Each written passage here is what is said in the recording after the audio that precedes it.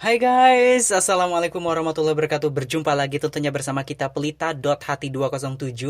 Dan tentunya yang akan menemani aktivitas kalian, istirahat kalian, apapun kalian yang mungkin sedang beraktivitas di luar ataupun di dalam ruangan, beraktivitas pada saat kalian mungkin ya sedang di dapur ataupun di ruang tengah sambil watching televisi mungkin, ya just intermezzo mendengarkan Pelita.Hati207. Tentunya saya ucapkan selamat pagi, selamat siang, selamat malam, dan selamat sore. Dan juga bagi teman-teman yang sudah subscribe, saya ucapkan terima kasih sekali karena kalian sangat berharga sekali bagi kita tentunya. Dan terima kasih juga yang sudah berkomentar positif di kolom komentar, like dan juga share ke beberapa platform kalian yang sangat berharga. Dan bagi yang belum subscribe tentunya saya meminta kepada kalian untuk subscribe channel ini sekarang juga dan share kepada teman-teman kalian sebanyak mungkin dan tuliskan di kolom komentar dengan komentar yang positif. Nah, Pelita.Hati207 sendiri adalah salah satu channel di mana akan membahas segala macam pertanyaan di masyarakat ataupun kalian yang menjadi gundah gulana, terus kemudian bisa kalian bertanya di kolom komentar dan kita akan jawab, dan kita menjawabnya berdasarkan data dan analisa yang sudah kita himpun berdasarkan komprehensif seperti itu teman-teman. Nah, kali ini saya akan membahas salah satu yang sangat luar biasa sekali, bagaimana petani di Indonesia itu minatnya sangat sedikit sekali, atau sebetulnya regenerasi dari petani itu sebenarnya it's okay, baik-baik saja gitu. Saya melansir dari kumparan.com, jadi petani ini ya, para pendengar, itu menjadi profesi yang kurang diminati anak muda di Indonesia. Nah, karena inilah terlihat dari kurangnya regenerasi petani. Makanya kemarin ya, Presiden Indonesia Joko Widodo mengatakan 70% petani di Indonesia itu berusia di atas 45 tahunan. Nah, sementara yang di bawah 45 tahunan itu hanya 29% saja. Nah, ini sangat miris ya. Jadi pernah juga saya melihat di narasi yang salah satu akun Instagram dan juga portal milik Najwa Shihab pernah juga membahas tentang regenerasi petani yang akan ambles di tahun 2050-an seperti itu. Jadi generasi petani sendiri memang wow, sudah semakin menipis seperti itu, apalagi dari tahun ke tahun. Penyebabnya sangat banyak sekali. Nah, kita di sini akan apa menguraikan apa sih yang menjadi penyebab anak muda terutama yang tadi 29%-an itu yang ogah banget, maksudnya yang selain daripada 29%-an itu yang ogah banget gitu menjadi petani. Jadi lebih baik pilih PNS, pilih kerja di Alfamart ataupun Indomaret kayak gitu. Nah, yang pertama tentu generasi Z ataupun anak-anak yang lahir tahun 2005-an ke atas. Memang rata-rata mereka sudah terbiasa dengan mendapatkan sesuatu dengan cara instan karena maraknya sosial media ini menjadikan diri kita menginginkan sesuatu dengan cara yang cepat. Kalau zaman dulu sih mungkin ingin A, ingin B, ingin C, itu harus kerja keras dulu, harus kerja lama dulu untuk bisa mendapatkan sesuatu. Tapi dengan era digital, era informasi yang luar biasa berkembang pesat ini, segala sesuatu menjadi mudah dan segala sesuatu menjadi cepat.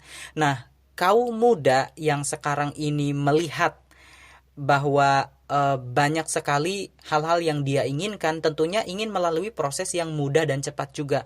Tapi lupa bahwa ingin mendapatkan sesuatu, kita harus ada paymentnya, kita harus ada harga yang dikeluarkan seperti itu, dengan prosesnya yang lama, prosesnya yang mungkin cukup lumayan lamban. Tetapi lifestyle itu sendiri dengan keberadaan informasi yang luar biasa beragam ini, luar biasa majemuk, tentunya pengerjaan yang cepat itulah opsi yang harus dipilih oleh anak muda itu sendiri.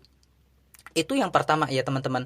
Yang kedua adalah faktor dari generasi muda tentunya tidak mau yang becek-becekan, malas-malas, bukan maksudnya becek-becekan, harus kena lumpur, bagaimana siang itu enaknya tiduran, tapi ini harus ngecek ke ladang, sorenya juga. Sementara pekerjaan yang sifatnya mungkin terkait instansi pemerintah ataupun beberapa buruh di pabrik dan lain sebagainya terkait jam. Jadi masuk jam segini, keluar jam segitu gitu kan. Sementara pertanian ini, baik pertanian sayur ataupun pertanian gabah dan lain sebagainya, tidak ada jam khusus, jam ini, jam itu, tapi lebih kepada perawatan seperti itu.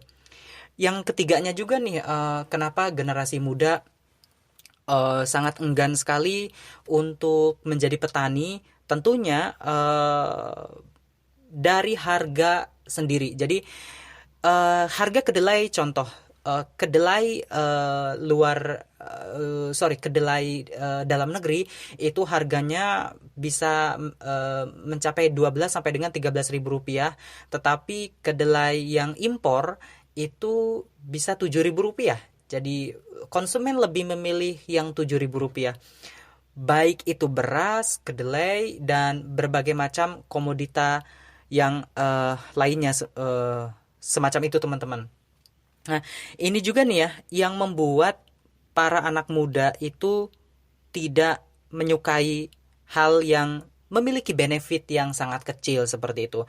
Nah, berikutnya nih ya teman-teman, ada juga yang perlu kami koreksi, yaitu kebijakan harga hasil tani yang kalah saing dengan produk tani impor. Jadi mulai dari beras, kedelai, gula, hingga bawang putih. Jadi misalnya nih ya teman-teman, pada biaya produksi gabah kering misalnya, produksi gabah kering petani atau GKP yang mencapai 4.523 rupiah per kilogram. Jadi berdasarkan kajian Asosiasi Bank Benih dan Teknologi Tani Indonesia atau AB2TI pada tahun 2019. Namun berdasarkan peraturan Menteri Perdagangan nomor 24 tahun 2020, jadi harga pokok penjualan atau GKP-nya itu hanya 4.200 per kilogram. Nah, jadi ini juga menjadi PR tersendiri bagaimana pemerintah harus bisa menyesuaikan itu. Kemudian ada contoh lain yang tadi yang sudah saya jelaskan dari harga kedelai, harga